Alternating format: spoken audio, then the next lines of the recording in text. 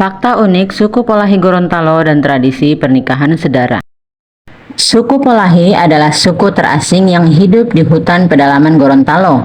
Mereka juga disebut memakai bahasa tubuh yang hanya dimengerti oleh suku mereka. Suku ini mendiami lereng Gunung Boliohuto di Desa Tamaila Utara, Kecamatan Tolangohula, Kabupaten Gorontalo, dan pedalaman Hutan Suawa, Kabupaten Bone Bolango, Provinsi Gorontalo. Dalam bahasa Gorontalo, kata Polahi berasal dari kata lahi-lahi yang memiliki arti pelarian atau sedang mengungsi.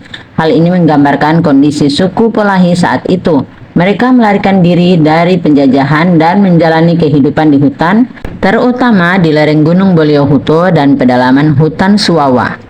Suku Polahi tidak serta-merta menerima orang asing karena bagi mereka orang asing itu adalah penjajah dan membahayakan. Suku ini juga tidak memiliki kepercayaan dan tidak mengenal agama apapun. Hal ini disebabkan karena mereka tidak menerima informasi apapun dari luar lingkungannya.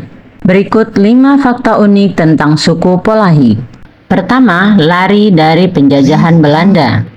Masyarakat suku Polahi sudah mengasingkan diri sejak masa pemerintahan Raja Eato tahun 1673 hingga 1679 Masehi.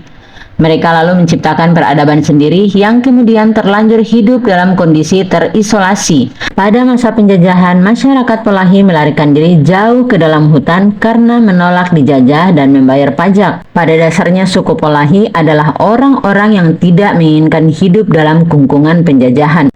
Hingga kini, suku Polahi masih hidup terisolasi dengan keadaan primitif. Mereka hidup dengan mengkonsumsi isi hutan, baik itu daun kering, daun hijau, hingga hewan yang tersedia di sekeliling mereka.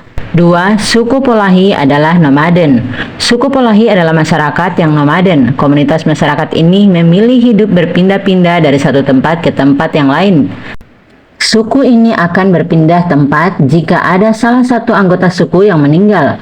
Mereka tidak mau tinggal di tempat itu lagi karena menurut kepercayaan mereka akan mendapat kesialan. Suku Polahi ternyata juga memiliki klaster masyarakat sesuai dengan kedalaman bermukim mereka di dalam hutan Gunung Boliohuto. Berdasarkan identifikasi diketahui suku Polahi terbagi dalam 4 klaster yang disebut sebagai kelompok 9, kelompok 18, kelompok 21, dan kelompok 70. Kelompok 9 memiliki 9 anggota keluarga, kelompok 18 memiliki 18 anggota keluarga, kelompok 21 memiliki 21 anggota keluarga, dan yang terakhir kelompok 70 yang memiliki 70 anggota keluarga. Kelompok yang mendiami wilayah gunung paling tinggi merupakan kelompok dengan keadaan paling primitif dan jumlah kelompok paling kecil, yakni klaster 9. Kelompok tersebut sangat sulit untuk ditemui sebab mereka menganggap orang asing adalah sesuatu yang membahayakan atau penjajah. Sementara kelompok yang bermukim di wilayah kaki Gunung Boliohuto merupakan Polahi dengan kelompok terbanyak, klaster 70. Mereka mulai beradaptasi dengan penduduk Gorontalo sekitar di kaki gunung dengan turun ke pasar dan belajar berpakaian layak. 4. Tidak mengenal mata uang. Masyarakat Polahi tidak menerima apapun sehingga mereka tidak mengenal mata uang. Masyarakat Polahi sering kali menjual hasil kebun di pasar di wilayah kaki gunung.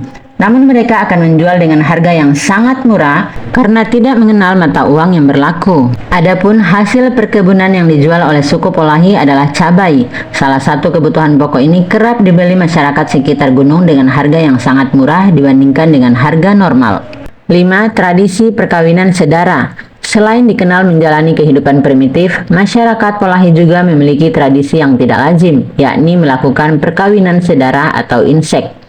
Perkawinan sedara ini dilakukan baik antar saudara, ibu dan anak laki-laki, bapak dengan anak perempuan, maupun saudara kandung. Secara ilmu medis, perkawinan sedara ini akan melahirkan anak yang cacat. Uniknya, keturunan suku Polahi tetap normal.